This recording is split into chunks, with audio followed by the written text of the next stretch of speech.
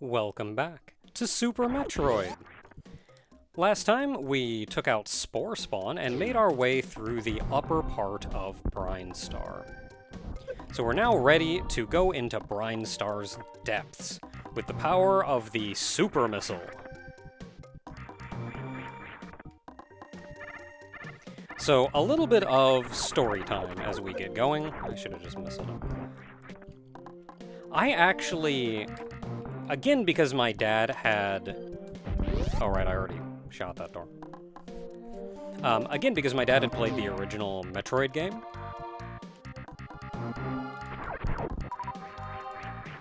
There's a ledge up there.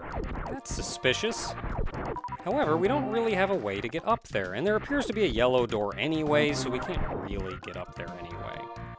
I think we can actually get up there, though. Is it from here? No. It may just have to be... Yeah, there you go. That's how you do it. So sideways spawners, these are new.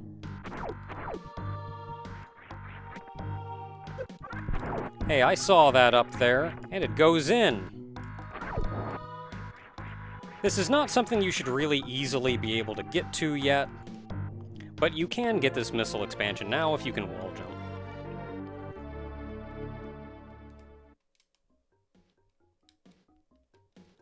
I believe this ledge is too high otherwise. Yes. But because my dad had played the original Metroid, he saw at one point, I think he went to a local Best Buy, he saw a player's guide to Super Metroid, and he was like, ooh, new Metroid, this looks neat. But he didn't, because video games are expensive, especially cartridge games, he didn't want to spend that kind of money if it wasn't something I was interested in. So instead, he bought the player's guide and said, hey, look this over, see if it's something you're interested in. Oh, gates, these are new. I can close it again by shooting it. I didn't actually know you could do that. Learn something new every day. These gates are new, though. And they got a nice big blue light on them, which is the same as the blue doors, so... And of course, your main method of interacting with the world is shooting it, so you're likely to shoot it and see that it does indeed open the door. Can I close that again? I can, wow. I mean, I'm trapped now. No, actually, no, I'm not.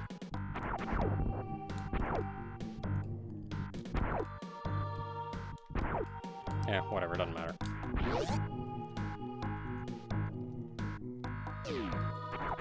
So I spent a ton of time reading through that manual, or reading through that player's guide, and seeing all the cool stuff. Before eventually going, yeah, you know what, I am interested in this. I wanna play this game. And man, I was still like a coward of a video game player at the time, though. So even playing it, though, I was still, like, kind of spooked going through. I'd check the player's guide every step to see, like, what do they want me to do? What should I do? How should I do things? And, like, oh, I'll get to some stuff later on. So this right here is affectionately called Noob Bridge.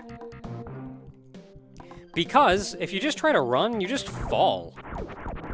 And most new players don't understand the run button. They don't understand that there even is one, so we'll spend much of the game not running. So you get here and go, how do you do this? Maybe they'll try running and, like, jumping and getting a little further. No, that didn't work. Maybe if I, like, morph over it, or no?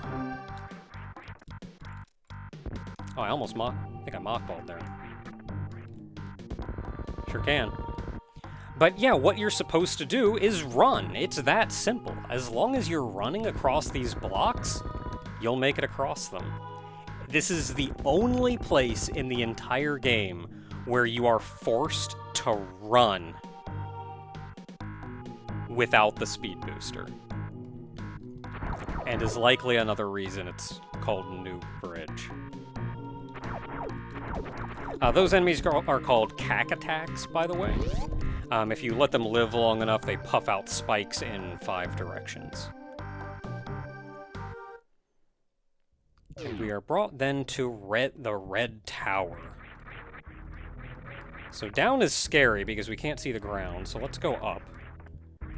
If you wall jump up, you can get up a little ways, but not too far. Then you just get a bunch of these guys. If you try real hard, you can get up here and see that there's that. If you are really good, better than I am, you can get through that hole right now. And that is another major sequence break. It can be done two ways, as far as I know. One of which is staying down here, shooting up, and then jumping and wall jumping up, following your shot the whole way. Amazing timing, but then your shot will hit the block up top, and you can wall jump out of the hole. I think another way, and I'm not actually sure how viable this is simply wall jumping up top, jumping, shooting the block as you almost hit it, and then using your momentum to carry you out of the hole. That is above me, though. So, since we cannot go up, we have to go down. More sideways shooters. We're again stuck, so we start bombing things. If you bomb this, you'll quickly find this idiot. I tried.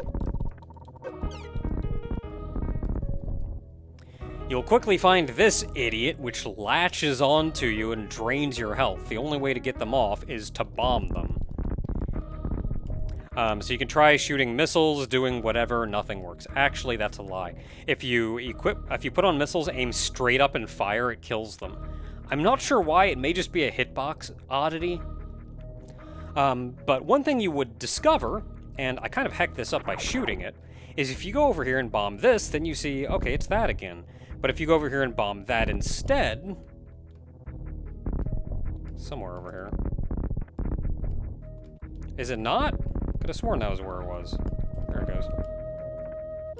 I was pretty sure if you bombed that, it would also bomb this hole in the ground, which would open up your path below. Maybe it was just a space away. I don't know.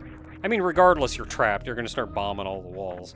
I was convinced that this was something. But it's not. So down we go again. So here we have another super missile door. It doesn't do a lot, but it does lead to an energy recharge. So if you're a little low on health, it'll refill your health. It's just nice to have there, but I don't especially know of any nearby location that really stands out as being something that we needed that for. Anyway. I imagine these next few rooms could really do somebody in, though.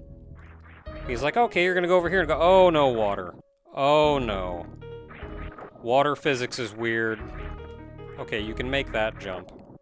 Let me try a running jump from here. I mean, you know the run button is a thing, so you can do that.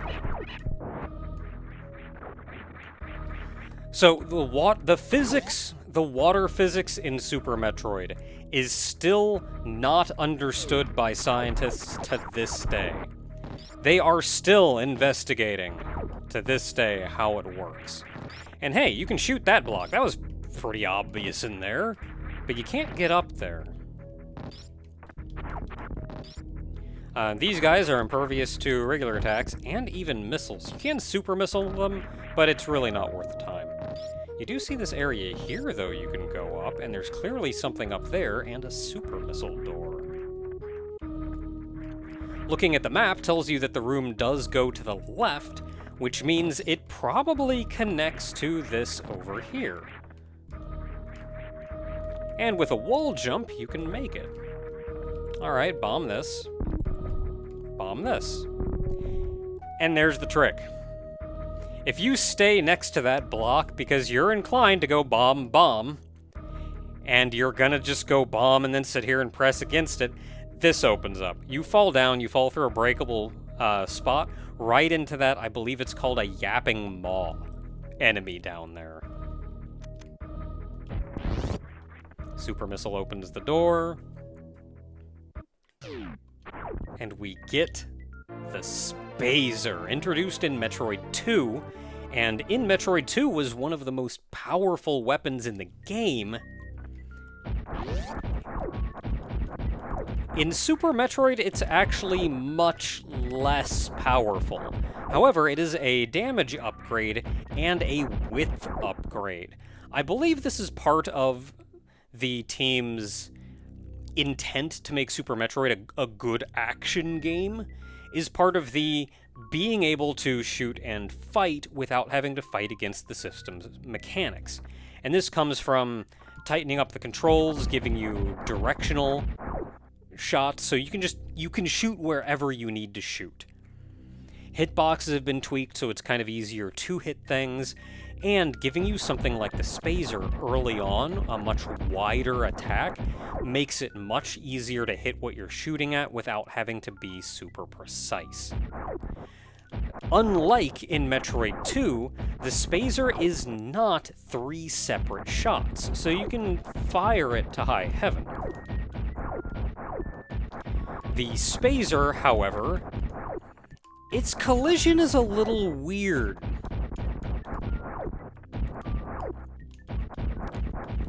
I believe all three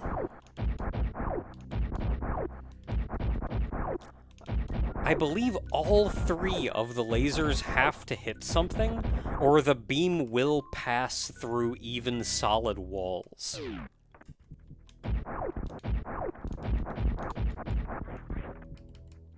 So, of course, now we've seen that that block was very fragile and can be destroyed with a shot. This is something we've kind of figured out by now.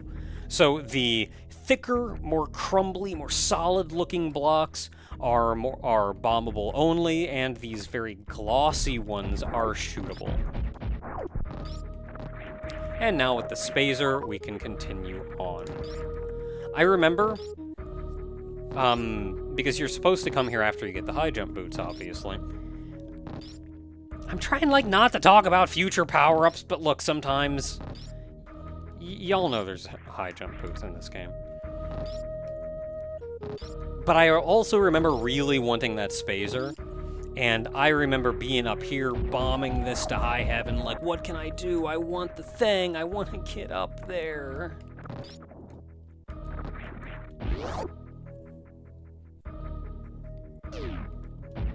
We very briefly enter a very different area.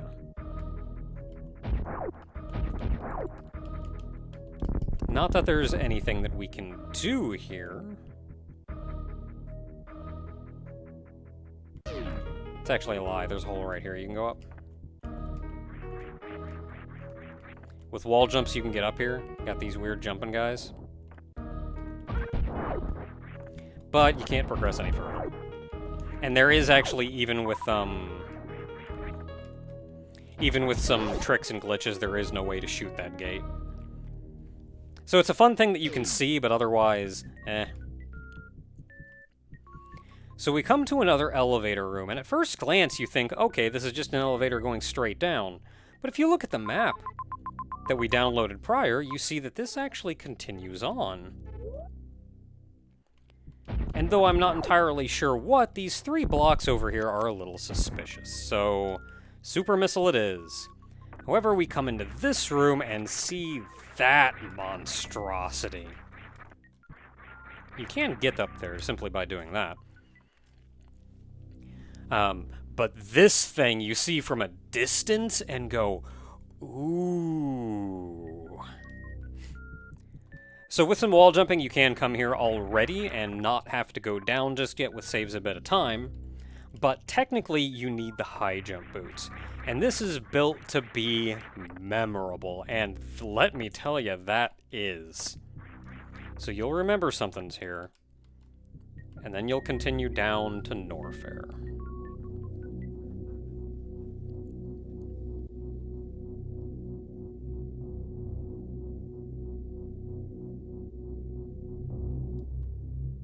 The red rocks, and we are in fact in Norfair. Here we find the fire gamers.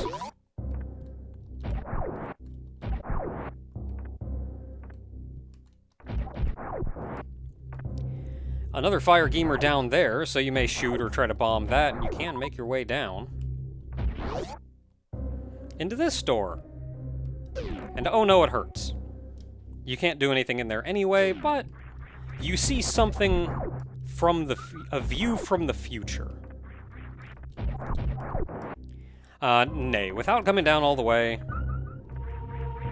your first instinct is probably actually going to go in this blue door here, because super missiles are still kind of expensive, so you're gonna go, I don't know, so you'll go in this door first, probably, and go, ow, I'm getting hurt simply by being in there.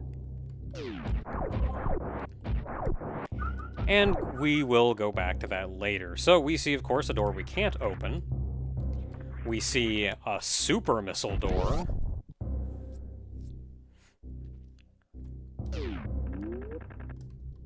And a gate that lowers in our way. Well, we can try to run under it. And we can.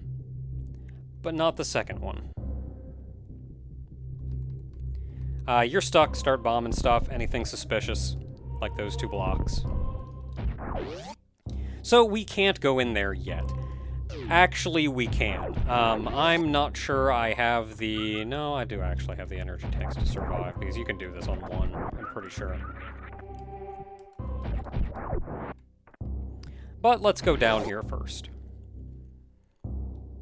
Going this door finds you another save room. And then leads you into a long hall with these idiots in it.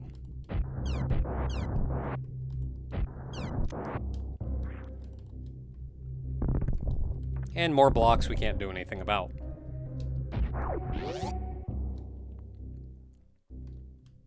So we can't go that way, so we're left with only one door.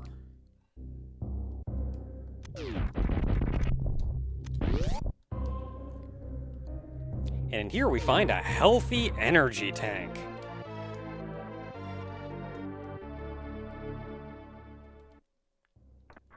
And we see the enemy down there, and even fall through this crumble block, so let's go.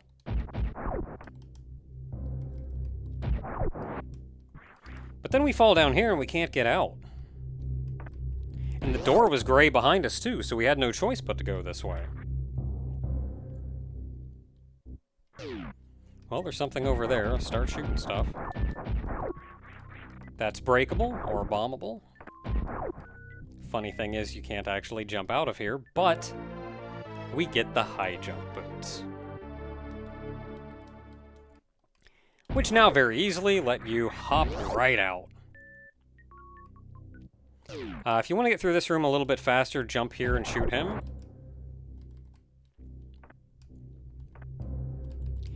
It'll save you time. There is one singular fire gamer in this room. And you have to kill it in order to open the gray door. So if you don't do that jump and shoot to kill him, you come here and go right gray door, and then you've just gotta wait like 10 years for him to make his way around the room.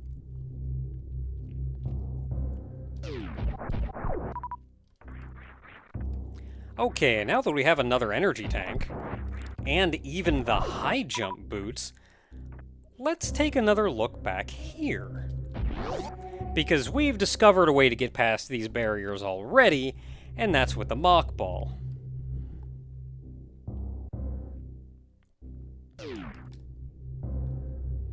Nice, full speed. Okay, so we make it to the other side of the room. We see these blocks down here, not that we can do much with them. Now, this is another sequence break, obviously. And I am not confident that I have the energy tanks to get through this, so I'm going to have to play very well. Because the other side of this door is a heated area. So I'm on a time limit.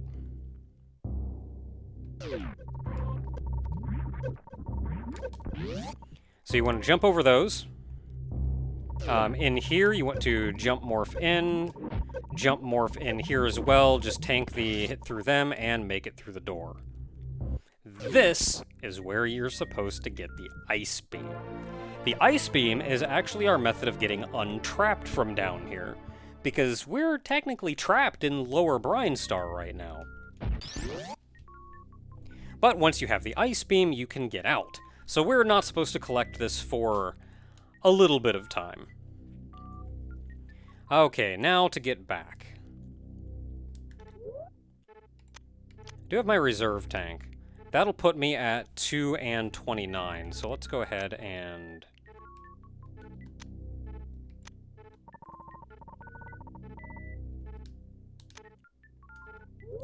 do that, and then hope I have the beef to get through here. So I like to think that you can careen over from the door, but you cannot.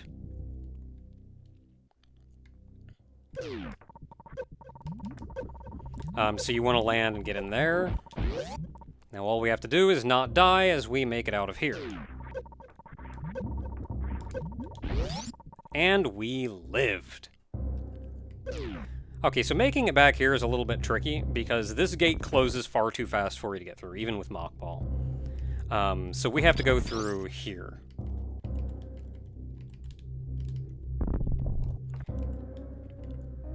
That should be a way out, but, where's that fire gamer?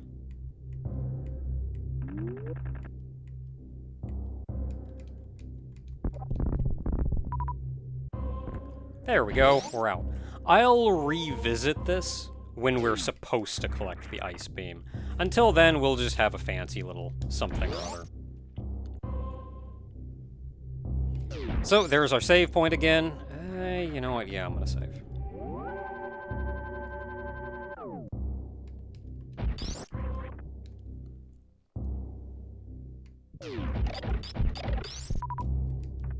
And now that we have the high jump boots, we can get out of here. Or, to be more specific, we can make that one jump to the right.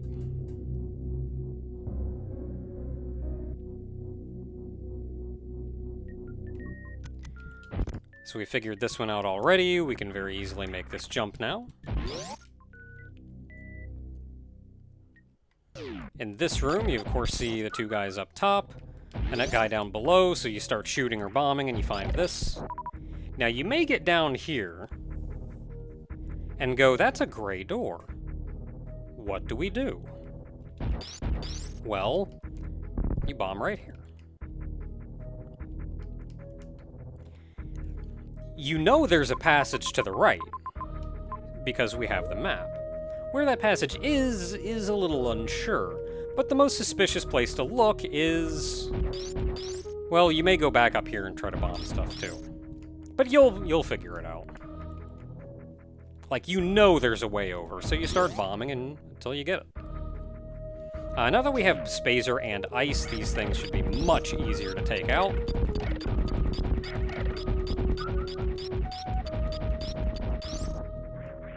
Alright. Now we see a save point over there on the right. How you get to it is by bombing down here, though you may try bombing up here or up here. And you may find something interesting there, if you're trying to find it, but this is where the save point is.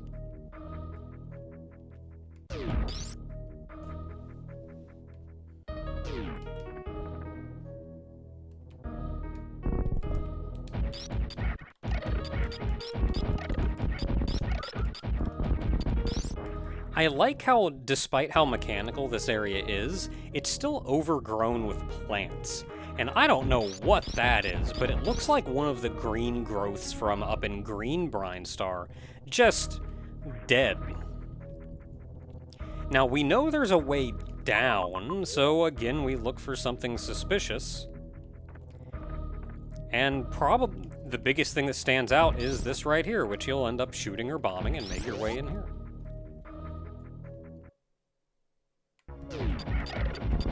Now that we have a more powerful beam, these things die easily, but that is some foreboding music.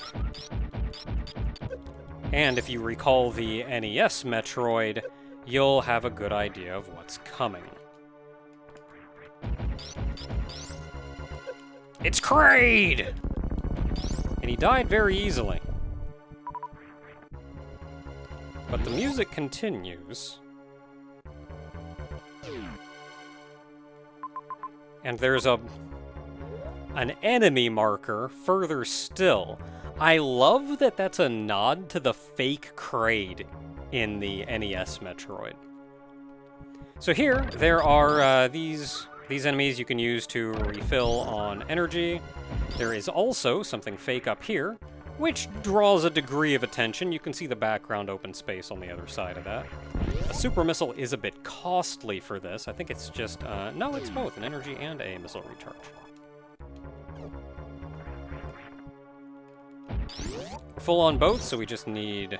Oh, the energy recharge does not fill your reserve tank. I can never remember if it does or not. So if you stand close enough to these, and this is something kind of new in this game, if you stand close enough to these, you don't get hit by the enemy, but you do hit the items hitbox, which makes farming off of these infinitely easier. So the way enemy drops work in Super Metroid is each enemy does actually have its own drop table, with a frequency list of each thing that it'll drop. Say there's an 75% chance this thing drops energy and a 25% chance that it drops super missiles, or something of the sort.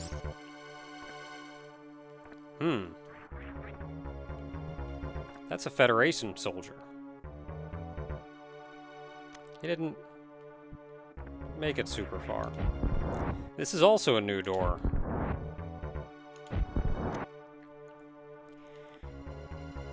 This door, and you can see it's even corrupted the surrounding area, is your marker for there being a boss. It takes 3 missiles in the eye to open the door. You have to shoot it while the eye is open. If you're not quick, it will actually shoot a slow-moving, Rinka-like projectile at you. So further on enemy drop rates, though, I believe they will always drop something if they can. But if this enemy, say, only drops energy and super missiles, that means once you're full on energy and super missiles, it will stop dropping everything, even if you have plenty of missiles missing. Like, even if you need plenty of missiles.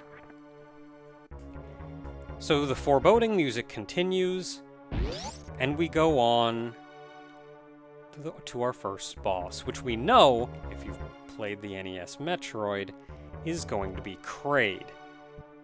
But he has a surprise in store for us.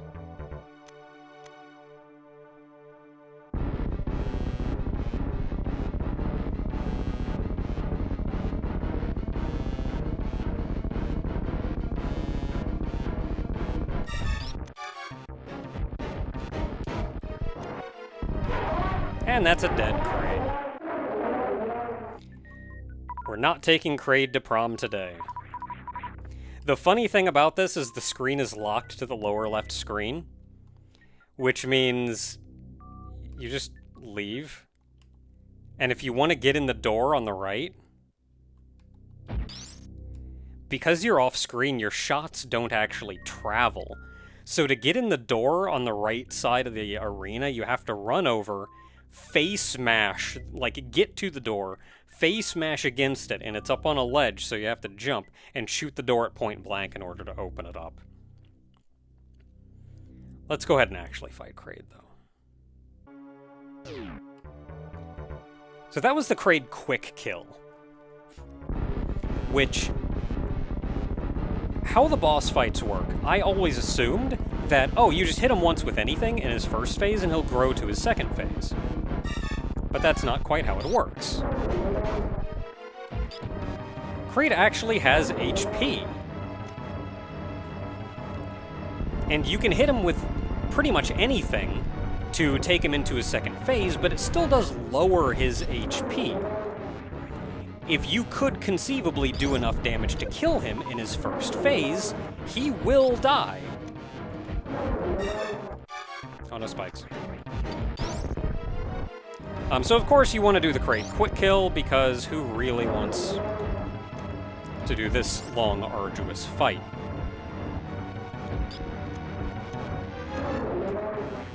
So if you want his, if you want him to open his mouth at an opportune time... Ah, crap, spikes. If you want him to open his mouth at the most opportune time... Oh, I like as a design decision, by the way, you can stand on these spikes he shoots out. If you somehow get here without the high jump boots...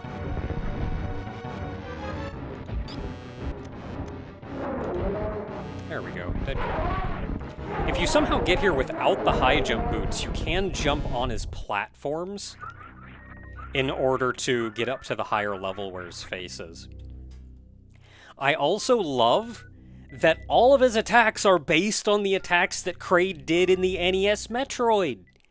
He throws the little claws around, the things that he shoots out of his stomach. It's that. It's the NES Kraid fight, just 2 stories tall. You can shoot the claws to get back ammo. You can jump on the platforms in order to get up to the higher level. If you want him to open his mouth, typically you have to shoot his face in order to get him to open his mouth. You'll want to shoot his face as soon as he lowers his hand. Like, naturally, that's what you will want to do. But if you do that, he'll open his mouth right as he raises his hand back up, and you won't be able to shoot him in his mouth, which makes hitting him kind of a pain in the butt. So what you want to do is you want to time it, so you shoot him in his mouth just as he's raising his claws. This then ensures that when he's lowering his claws, he opens his mouth, and you can get a shot in. It takes roughly 3.5 super missiles to kill him, to deplete his HP. Which is why in his first form, you can hit him with pretty much anything, a regular missile, and that'll get him into his second form. And in his second form, he has generally 3 super missiles worth of HP left. So if you can do 3 super missiles and change damage to his first form before he grows big, then you can kill him while he's tiny. So how do you do that? Well, as I said, you have to shoot him in the face as he's raising his claw, so when he lowers his claw, his mouth is open at a very specific in time that you can actually hit him. What do you want to do then? And this is real awkward as far as abusing his whatever intricacies of his AI goes. But if you shoot that super missile into his mouth when his mouth is half open, he actually delays, he pauses just a moment before continuing to open his mouth or close his mouth and go through the rest of his pattern. Because typically when you shoot him, he closes his mouth, and you can only get 1 shot in per mouth opening. But if you get that timing just right, he pauses just a moment. And if you then are prepared, you can time your jump in a way, so on your up jump, you fire the first super missile, and on your fall, you fire the second one. And then as soon as you land, you jump and fire the third one again. This keeps him effectively locked if your timing is perfect, and you can get all 3 super missiles in. I do 4 super missiles, because you need 3 and change in order to kill him. But if you're quick enough on item selection, that first shot can be a missile or even a charge beam in order to take him out, so you only use 3 super missiles. And that's the Kraid quick kill as well as his large fight. And for beating Kraid, what do we get but the Varia suit? Remember the suit acquiring in Metroid 2?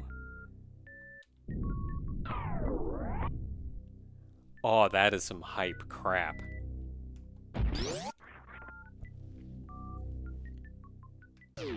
Let's go! Let's go, Varia suit! Yeah! Okay, so we've taken out Kraid.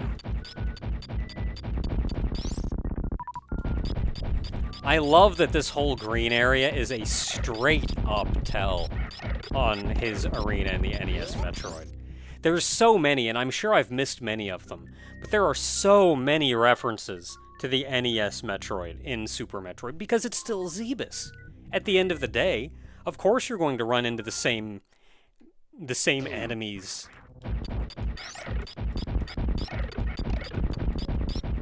So going back is relatively easy.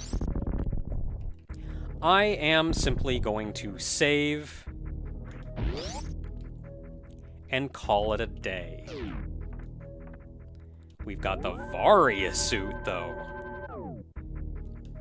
So until next time, everyone.